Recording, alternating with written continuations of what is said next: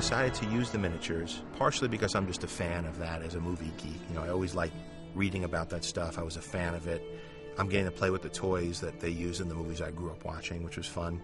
And so when we set out to do Zathura, especially because it's sort of an old science fiction stuff coming out of an old science fiction game, we said even if we didn't do it and it didn't look great, it would still look bad in a really cool way.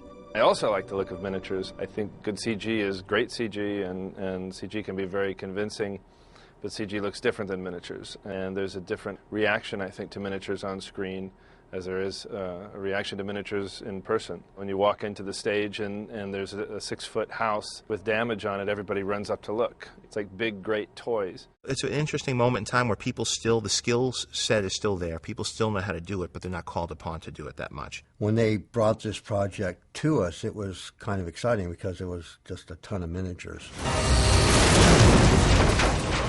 I was just happy to see a director that was willing to go this way and wanted to go this way.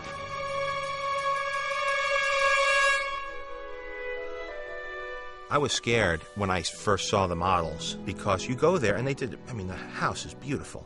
You know, if it were a dollhouse, it would blow your mind, you know. The thing was the size of a small car. It was enormous. But when you look at it in the fluorescent light as they're building it, you get scared because there's no turning back. We even had in the budget the ability to replace the house with a CG house in case it didn't work. But we were going to try.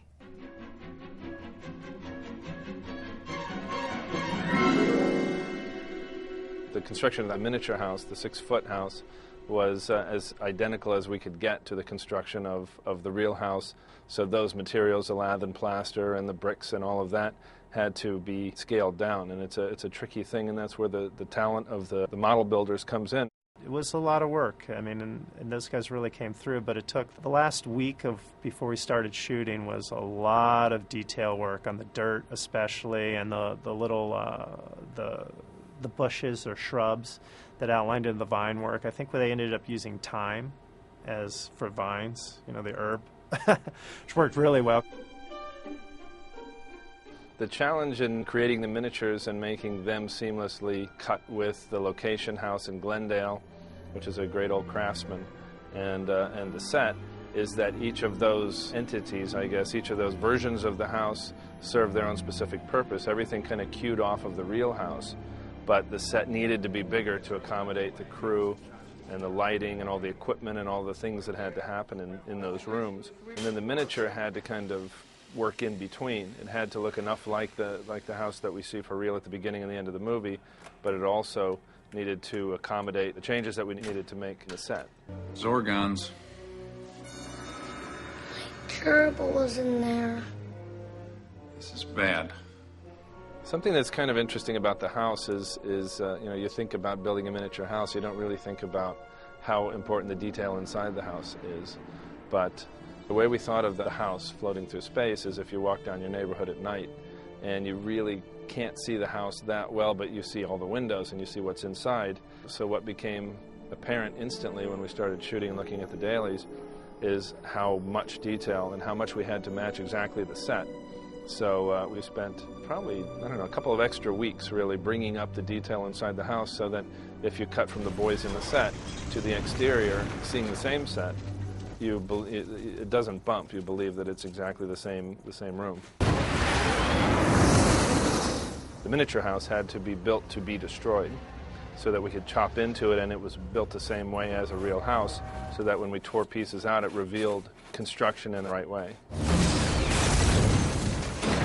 If a Zorgon blast has hit it, it's not enough just to cut it away and chop it off. It could just look like a hacksaw went through there. You know, you have to get the fine work, the splintering, burned edges. So every blast hole you see, every chunk ripped out, every wall, we really had to cut the house apart, paint it to look burned, rip it out so you had, you know, all the studs and joists and debris that would really be left over was really left over just in a miniature form and 5.5 feet by 6 feet.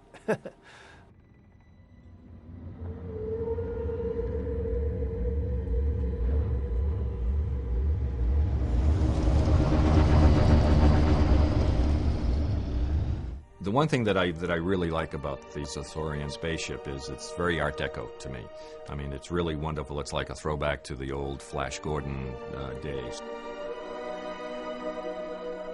And that was a look that I thought would be cool, because we were really throwing all the science fiction history into a blender and trying to deconstruct it. And Mike Riva and Phil Saunders had done some drawings of the Zorgon ships. The spaceship was spectacular. We wanted something that would contrast totally to what we were seeing for most of the picture. Most of the picture we've been inside this wooden house, and now we had an opportunity to break that envelope, even for a brief period, to give us a bit of a breather.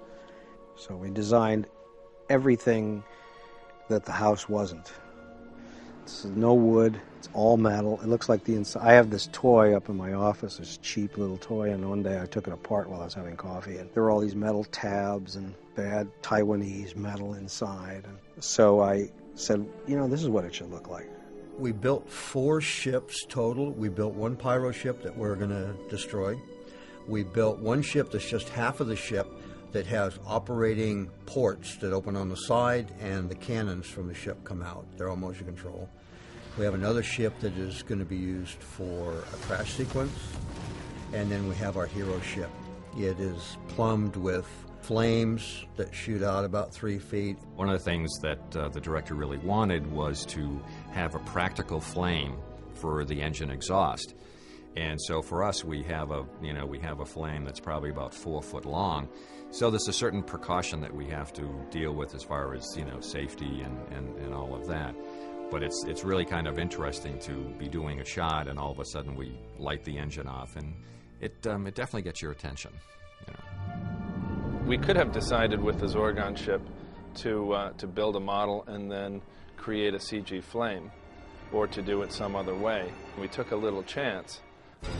Because we've all seen, I think, the old Buck Rogers ships, where the flame kind of tips up like a little lighter on its side and the smoke goes up, or there's little sparklers that fall out of the back of the ship. There's all these things that are laughable now, but we thought we could go with real fire coming out of the back of the ship and make it look as big as it needed to. So we did a lot of tests with different propane torches and a lot of very flammable stuff under high pressure. And we came up with a couple of things that on film look just great.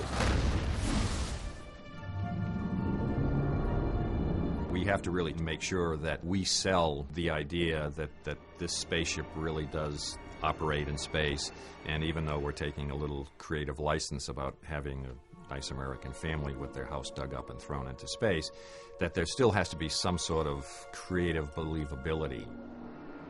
I guess you could really say that the 2 miniatures that we have built and we are now shooting are kind of like the stars of the show in a way. These are the 2 stars, so we have to really treat them as such.